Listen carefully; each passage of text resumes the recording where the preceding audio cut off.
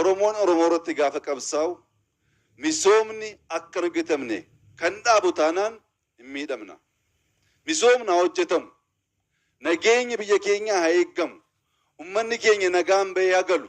Isa kaan immoo karaa nagaa ta'een yaada keenya ibsachuu, ummanni keenya yaada keenya akka hubachuu gochuun hin danda'ama. Daandii dhaabuudhaan, yuunivarsiitii dhaabuudhaan maqaa haaraa ummata keenyaaf, ummanni keenya bineensa miti, ummanni keenya nama hin nyaatu, ummanni keenya nama hin dhiibu, nama hammatee jiraate.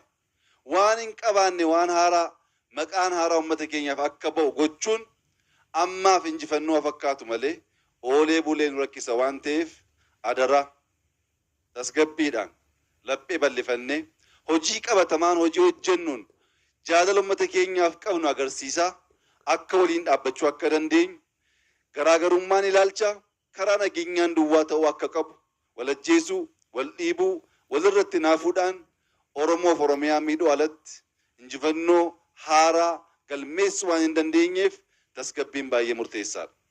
Kana keessatti fakkeenya tokko kaasuun barbaadu. Bakka wayiitti namoonni sassaabamanii soo dhaabbatan tokko bishaan argeetu daakuu hin beeku. Bishaan daakuu namoota achi dhaabbatan agarsiisuu waan barbaadeef utaalee bishaan keessa gala. Gaafa keessa galu bishaan akka argan kanaa miti keessa galaa rakkisaa dhan beektu namichi daakuun beekuu hin rakkatee duudhaaf iwwixxifata.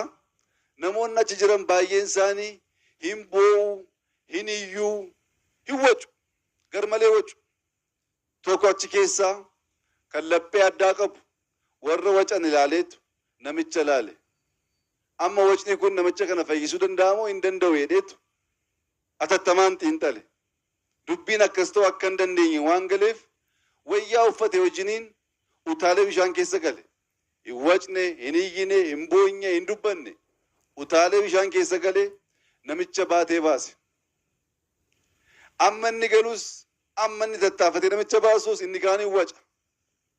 Wacuun nama hin fayyisu.